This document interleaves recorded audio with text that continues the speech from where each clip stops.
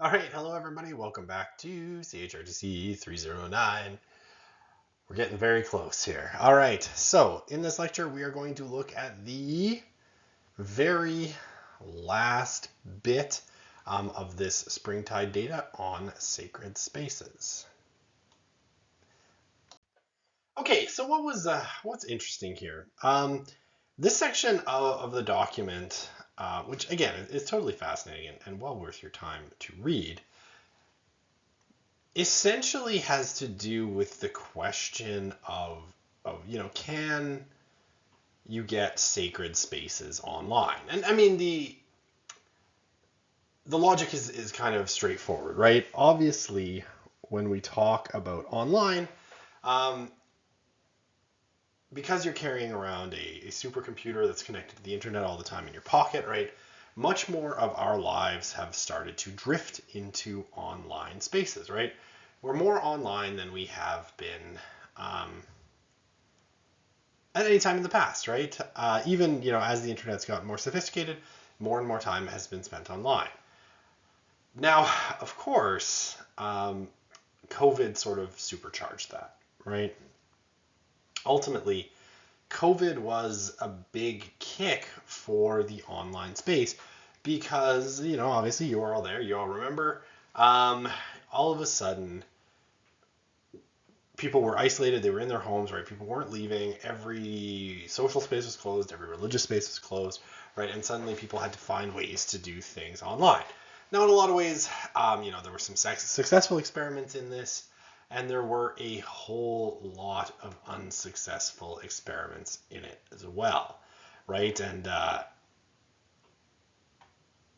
it didn't all go very well, and I think one of the things that obviously people learned was that it's hard to replace in-person contact for human interaction.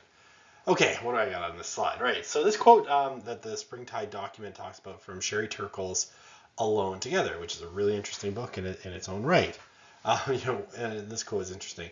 When technology engineers intimacy, relationships can be reduced to mere connections. And then the easy connection becomes redefined as intimacy. This is a theme that Turkle's been on, for a very long time, is the way that technology has sort of rewritten a lot of the things that we sort of think and do. So, I mean, I'm less familiar with Alone Together. It's been longer since I read it than her other book, which is Reclaiming Conversation. But I mean, I think the basics of this sort of view are pretty simple to understand, right?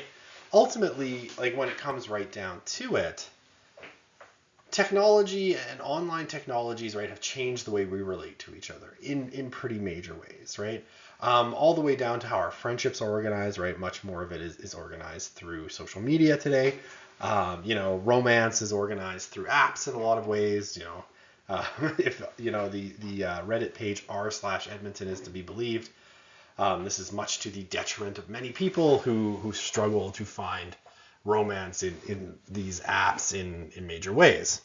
Um,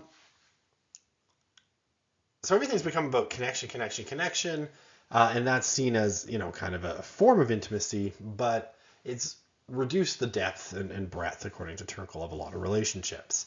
But we're sort of stuck with it now, right? I mean, there was really no going back, prior to COVID, and COVID really changed the game in major ways as well. Okay, so we're talking about, sacred moments. One of the things the Springtide data suggests is that about a quarter of the people that they surveyed who'd had a sacred moment had one online.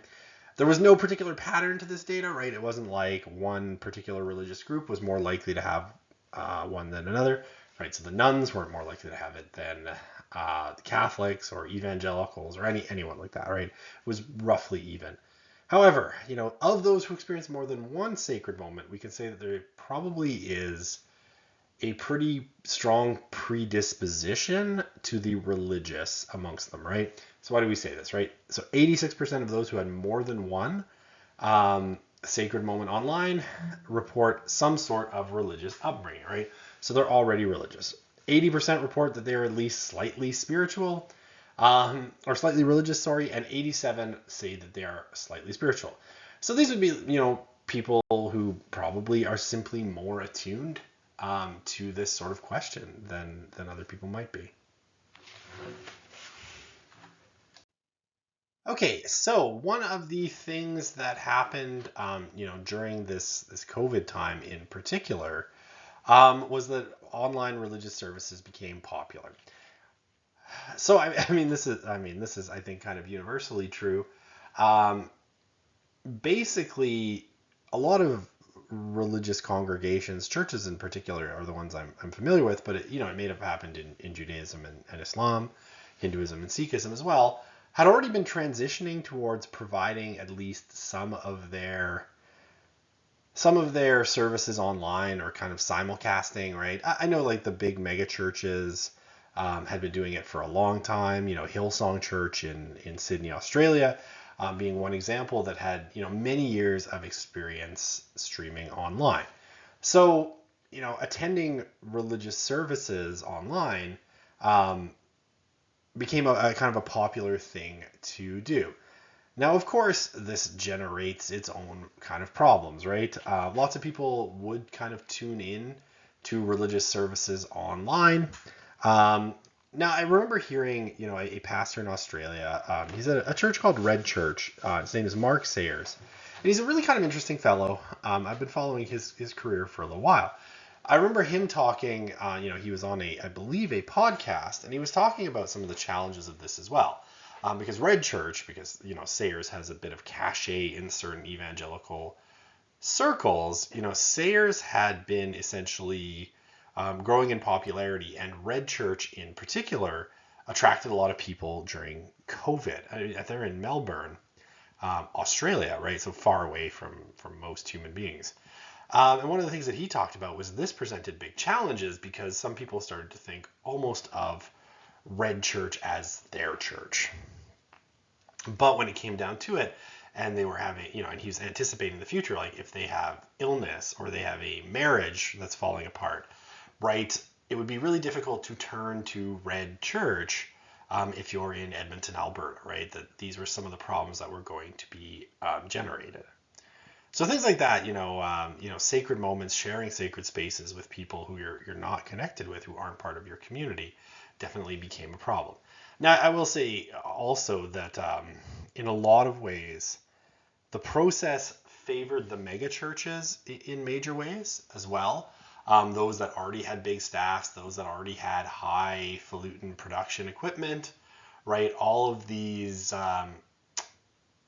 kinds of religious congregations had a lot of ability to attract people that, let's say, the smaller churches didn't, right? Your community church that had maybe 100 people, they didn't need a big production budget, just a webcam and a laptop and some Wi-Fi probably, but they struggled much more to sort of make that work, I think. Okay. One of the things, though, that the Springtide data says. Actually, before I jump into that, this moment that I have up on the screen here on the slide, right? This is a really interesting one that was experienced by a lot of people. And there's one person, David, 25, who talks about it in the report, It says, during the first year of the pandemic, I would stream liturgies online. I did feel a sacred moment in my living room. Interesting, right? Yeah, like I'm watching the TV and seeing Pope Francis doing these things live. It's like my knowledge that it was live is what helped me feel more participatory in it. The Pope was addressing the believers around the world in that exact moment, in that exact place. And it's not like my house felt any more sacred than it does any other day, but I felt like I was in this sacred place, like a feeling of transportation. I mean, this one, I don't remember experiencing as a sacred moment, but it was a striking image, right? And one that's kind of stayed with me as well. It was Good Friday, in 2020, I think. Good Friday 2020. And Pope Francis, this is the height of the pandemic, and you could hear, because Italy was hit particularly hard by that first wave of the pandemic. So you could hear ambulances rushing around taking patients here, there, and everywhere in Italy. And Francis, did this entire service essentially alone. Like he crossed St. Peter's Square, basically this lone Catholic figure on St. Peter's Square. It's a very stark image of with the ambulances blaring in the background of that particular moment that we all lived through, of how isolating and lonely it was. Anyways, it strikes me. So I can see how David would have found that sacred in its own way. Yeah, Caroline, this other quote. During COVID, I found my different pastors from around the U.S., and there were definitely moments where there were some things that God was showing me about how I'm thinking about things, or where God helped me understand His character more. Right, diverse voices, right? So different pastors than you would usually get. Most of the spiritual moments, though, don't involve traditional religious services, right? They are much more, connected and diffuse than that, right? But it's not typically the traditional sit in front of the TV and or in front of the computer and have a sacred moment. Yeah, most of them involve strong moments of connection, right? And there's this quote from Elaine: "For a long time, literally every single spiritual moment I had was online. I was grateful to be part of a friend group that was having those spiritual moments online, connecting with people. I mean, that's mostly the core of it. Just connecting with people, sharing different spiritual moments, meeting new people, just teaching and learning from other people, all online." Right? So, then Memphis talks about watching a movie on Discord with his friends.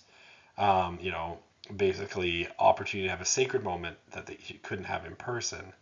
The thing that made it sacred, Memphis says, was that it was something we both enjoyed and could have fun talking about it, right? Again, so how diffuse sacred moments kind of are. So yeah, I mean, more often they involve strong moments of connection and being real with people than they involve like doing online church or mosque or synagogue or whatever, right? Um, yeah, that's kind of what it looks like.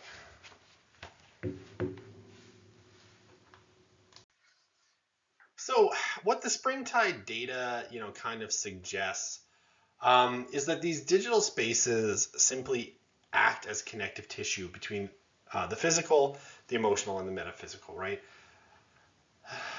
I mean, that's a bit of a wordy statement, but we can break it down a little bit, right? The digital spaces, allow you to connect with things, right? It can be a connection between the physical and the emotional, right? It's a possible space or kind of a space between spaces, or a space that connects people to other spaces, right? Um, yeah, the devices, screens, and chat boxes become portals that allow young people to experience connection, right? And like we've seen, a lot of these sacred moments are relational. Digital spaces can connect youth relationally if they don't have an in-person option, right? Now, this was, in some of the responses that they got, was experienced in different ways. Obviously, there was the COVID component, right, where COVID made in-person gatherings basically impossible. So if you were going to have sacred moments, you had to have them online, right? Or if you're going to have those connective moments with people, you had to have them online. But even, in the sense of, some of the respondents said, it allows them to keep in contact with friends during the summer, right? Especially since the U.S. is such a strong college commuter culture. People move away for the summer, right? Or they move back home for the summer, rather. Um, and so they're separated from new kind of college friends that they made, people that they may feel these really really powerful connections to, and with whom they experience these sorts of sacred experiences, right? So when they don't have an in-person option, these digital spaces can be that, right? Discord comes up a lot, Zoom sadly comes up a lot, all of this stuff, right?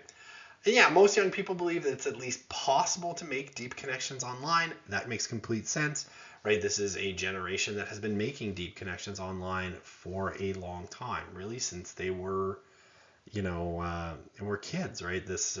Social media has been a space where either they're making new friends or their existing friendships kind of intertwine with those online spaces. And I mean, I think this is some of the challenge of talking about the sacred online, is that for a lot of young people, right, this kind of clear distinction between online and offline doesn't always make sense. I guess it made sense during COVID, but as we've returned to kind of regular activity, it doesn't make as much sense, right? Because those two things are deeply entwined, right? Your life online and your life in person are just these deeply, deeply connected things, right? They don't separate out very easily. So yeah, you can make deep collections online, which then transfer into the real world in lots of ways. So what are some of the possible obstacles to encountering sacred space online? Well, a lot of the young people responding also said that there's less connection with the people you meet online, right? And particularly that some of the cues, right, that you would pick up on when you are talking to people in person, body language, eyes, facial expressions, were much harder online, right? So if you're talking about, sacred moments being born in that relationality, or the relationships between people, the fact that they're online and mediated all the time can make it harder to, for those connections to feel genuine. I mean, if you've ever had, you were having a deep conversation with someone using text messages, right? And all of a sudden, they just stop messaging you back, right? Either they fell asleep or something in the rest of their life, in real life sort of distracted them and they didn't see your messages or they didn't come back to them until too late, and then it felt weird to continue the conversation, right? I've probably had, conversations like this with people 200 times, right? Just in the last year, where you thought you were having a conversation with someone and they just stop, right? So there's some parts of that the connections, while not useless, are definitely in some ways, a little bit less genuine, whether we like it or not. The genuineness of being in person, right, of seeing people's genuine reactions is valuable to people. I mean, I just remember doing, Zoom University during COVID and having, a room full of students on Zoom, and it was just a bunch of letters, right? That didn't feel very genuine. They got to know me. I didn't really get to know them, which can be a little bit frustrating. Yeah, I think those were the big ones.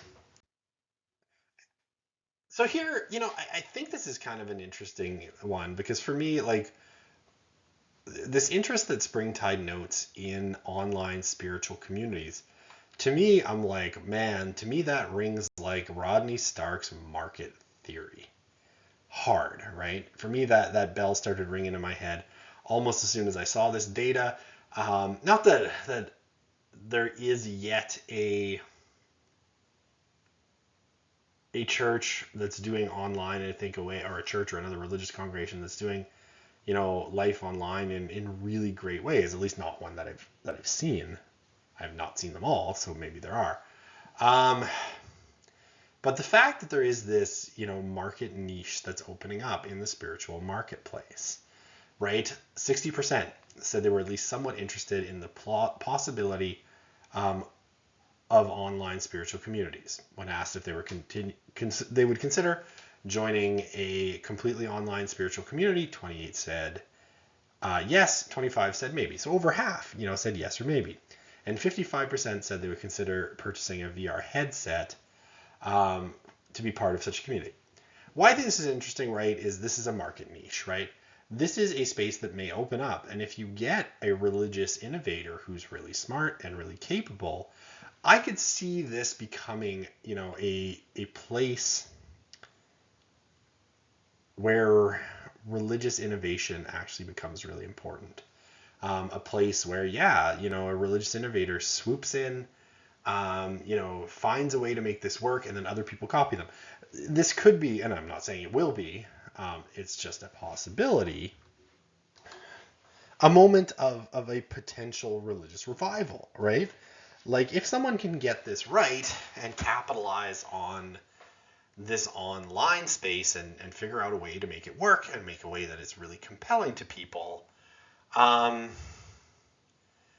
then could that be, the place where, at least a partial, I'm not saying it's going to be like the Great Awakenings or the growth in, the number of church memberships that happened after the American Civil War or anything like that. I don't know that that's true, and I wouldn't want to be that bold in a prediction. But there certainly seems to be a space, right, where this kind of community could exist and could be successful. All right, I apologize for the slight curvature of the text here. It's not a cool text effect. I'm just scanning with my phone an image out of a physical book. Okay, so why are people interested in these kinds of communities, right? So we've got 3 lines. All respondents, those impacted by, so that's the top bar on all these, those impacted by physical, mental, emotional conditions, and then LGBTQ plus individuals. They're missing a T, but whatever. All right, or more letters, depending on which version of the acronym you use. All right. So, why do online communities appeal to people? So I think that the top one is obvious, right? Over half of people said they offer greater flexibility for my schedule. Now you can see this, in general, right? We're all really busy. If religion is one thing that you can fit in, in a way that works for your schedule, then I totally get it. It was more for both those impacted by a mental, physical, or emotional condition. This makes sense, right? Obviously, people who are struggling more, more flexibility would be helpful. And 60% of LGBTQ plus people, I don't have a good explanation for this one. Maybe they're busier. I don't know. But they seem to be more interested than the general sample. The same kind of thing we see in the next category, getting spiritual support when I need it would be easier. That completely makes sense, right? We're in an on-demand culture, right? I want a cheeseburger delivered to my house. I want my spiritual support delivered to my house as well, right? And an online community probably could do that. Not a big difference here, between the general sample and our 2 other samples. A greater diversity of members, is a minority, over a third, up to 40%. I don't think that it's guaranteed, so I don't know why people would say that. But yeah, it didn't seem as popular with the general public or all respondents. That idea of more diversity of members seemed, obviously most popular by 5 points with LGBTQ individuals, which kind of makes sense. Being your authentic self online, but not in person. Again, this makes sense. It's not a driving factor for most people. But, again, there's a 5-point split between the general sample and the LGBTQ sample. So definitely some feeling that they could be more authentic. Others are more authentic online. The numbers just went down again. But again, with LGBTQ plus individuals, they felt that most strongly. They are more accessible due to one or more physical, mental, or emotional conditions I have. And I'm actually surprised that wasn't higher for those impacted by a physical, mental, or emotional condition. But again, that was most prevalent amongst those who were LGBTQ plus. Okay, so this brings us to the end of this Springtide data. I think there's a lot of interesting things in this report in general, right? Again, I don't know if I want to say like a hunger for spirituality, but definitely young people are still having spiritual experiences in decent numbers, right? What was it? 55% for sure they had, and or sacred moments, spiritual experience, right? 55 said yes, 71 maybe, it was yes or maybe if 71% if you add it all together. So, I don't think we're in the completely secular space yet, right? People are still describing things as sacred, and there's still an openness to the sacred and the spiritual. I think that's partially what this tells us. There's a lot of complexity in the data, but these seem like really important things to people, and they seem to really help them. So something that I think is worth continuing to explore. And, if you work with young people, maybe explore it with them. And, maybe I'll, I don't have slides for this, but maybe I'll kind of quickly look over some of the things that are in here, because I think there's some interesting insights that we can maybe talk about here.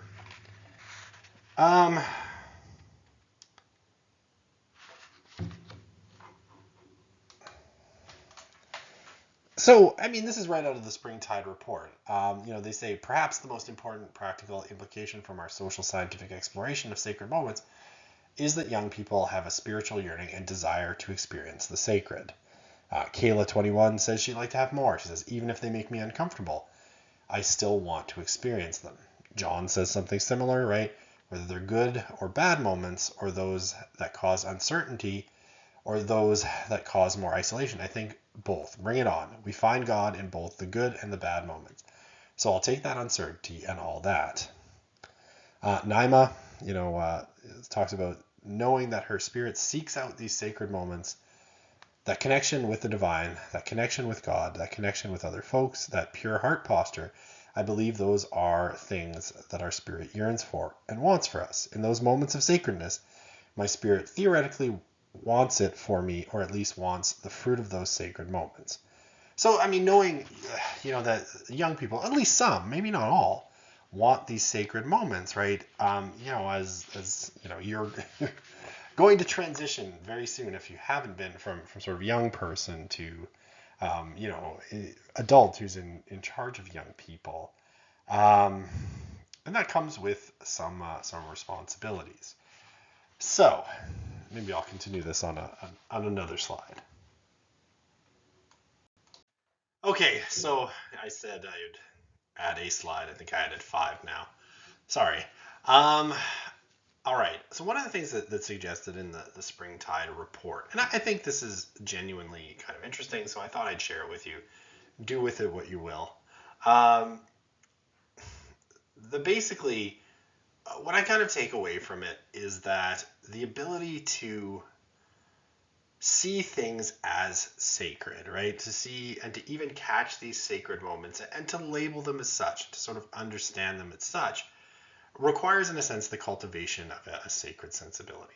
Perhaps our consciousness has been so secularized that we have trouble seeing this, right? That these things no longer make sense to us in the way that they used to. So developing, what Springtide calls the sacred sensibility, they say it's a posture that allows people to see something as sacred, right? To appreciate its value as such, and to respond to the sacred with openness, exploring its meaning and significance in one's life, right? And this will allow people's sacred experiences to mean more. They'll be more attuned to them, and it'll go better. All right, they have some practical suggestions of how to do that.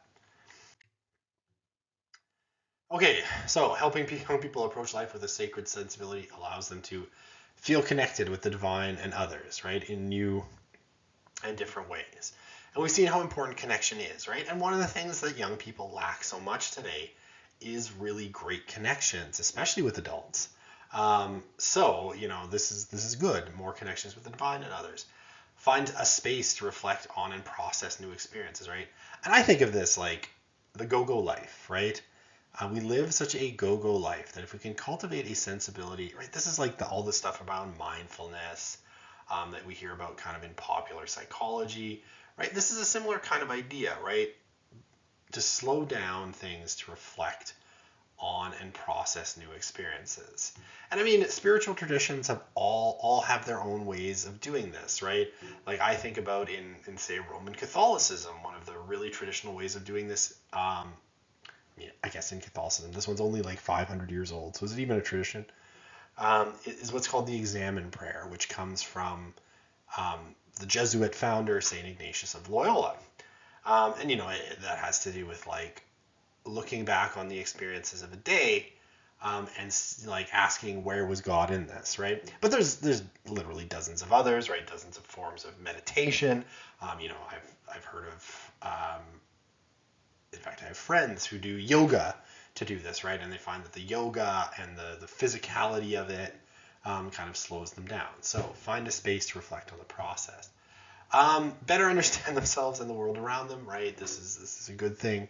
Obviously, self-reflection, it can be difficult, especially like if you want to take Sherry Turkle and her kind of thesis, is that online has moved us a lot into a world of self-presentation, right? Where we're constantly presenting ourselves or an image of ourselves to the world. And that, it has its pluses and minuses, but sometimes, you can feel alienated from the online image of yourself. And this is sort of fighting back against that. Okay. and experience emotions that contribute to overall well-being. Right, and again, there was that thing with the sacred that it can shift you from negative or neutral emotions to positive ones, and this can contribute to well-being quite a bit.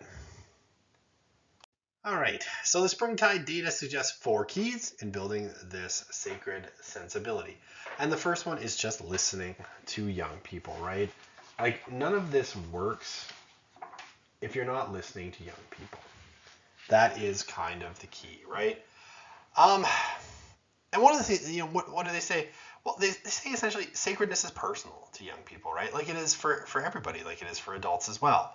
Um, so knowing what matters and what resonates with young people ultimately ends up being essential to helping them experience sacredness, right? It's very, very personal. So you have to know them to sort of label what's personal. Um, and sacred moments, while they're often unplanned, asking young people, to co-create kind of experiences can help them name and define things as sacred, right? Giving them a kind of a voice, right? And I think, I don't want to criticize anybody because I know everybody's always trying to do their best job. I think in some senses, a lot of the time, religious congregations will tend to want to curate everything, right? They want to create the experiences for young people often with the best of intentions, but often, trying to force people into a box as well. Okay. They say don't hesitate to express your faith and beliefs to young people. Suggesting that, understanding how others have gone on a kind of spiritual journey, right, and come to their beliefs can help young people navigate their own, right? In a sense, you as adults, right, you're getting now, so you're going to be leading young people. Isn't that exciting? Will have gone through your own spiritual journeys, and your spiritual journeys can serve as a sort of map to other people's spiritual journeys, right? Evangelicalism, has sort of, I don't want to say mastered this because I genuinely don't like the way they do it, but and anyone who's gone to, say, an evangelical school will be familiar with this probably. The testimony, right? The testimony is meant to sort of tell people about, how they came to God, how they came to Jesus. I remember one particular experience that I had where, this was sort of the goal is to get you to create your testimony. And the instructions were, essentially to what was it that it was like you were supposed to get this down into 2 paragraphs. Your spiritual journey, your testimony of how you came to Jesus. Because I am an academic for one, and I thought that was a stupid reason or a stupid method, and also because I never will quite bend to authority. And do what I'm told. I think I ended up writing about 40 pages, and typed single spaced because I just didn't like the particular sort of way of doing it, right, and it didn't feel genuine and authentic. But it's definitely something I know that evangelicals do, right? It's like the roadmap. This is how I came to Jesus. Now you come to Jesus too. I was doing, the typical kind of story. Not mine, by the way. It's like I was a drug addict and I was abusive to my girlfriend, and then I saw Jesus in a dream, and then, and I don't want to belittle those experiences. I'm being a little bit pejorative here. But like an authentic, what Springtide's talking about is more an authentic, like, tell people who you are, how you came to believe what you believe, don't fall into the stereotypes that say, some of these prescribed stories sort of fall into. Those are not as interesting, and they're not going to seem genuine and authentic. Okay. And I'll say like one of them that's been popular for generations now in Roman Catholic circles is a book called The 7-Story Mountain by a Trappist. I think he's a Trappist. I can't remember. Maybe I may have that wrong. Monk. He didn't start out as a Trappist monk. He was a sort of man about town at one point. Thomas Thomas Merton. Now, I happen to dislike this book tremendously. Didn't find it interesting, but many people, you know, consider it a classic. And it's Merton's story, basically, of, you know, how he went from an atheist young man in 1930s France to, you know, a monk, right? Someone who deeply believed in God. So, you know, and it's a very genuine story because he talks about, you know, how he used to be quite the ladies' man and had trysts with this, that, and the other person. And so it comes off as a very genuine story. Okay, sorry, I'm babbling. Help young people cultivate relationships with peers and adults in which they can be fully present and vulnerable, right? And this is that vulnerability, that full presence, creates a space for connections that you need in order to help people kind of see things as sacred, and offer ways for young people to expand their horizons, right? You know, yeah, and they say inviting young people beyond the tradition and typical. The traditional and typical provides room for them to experience something beyond the ordinary. Right? Get them outside of themselves, right? Get them to open up to different kind of experiences than they've had, and you could see some great results. All right, last slide, I promise. Okay, so 5 things. You know, they call these tide-turning tips for cultivating a sacred sensibility. I didn't want to write that all out, so I didn't. So, tip number 1, right, is to build community, right? It opens things up, right? Those relationships for building rituals, for helping people develop that sacred sensibility comes from community. Helping young people to nurture their relationships with peers and family members, right? We know how relational, from this data that Springtide put out, how relational these sacred moments are.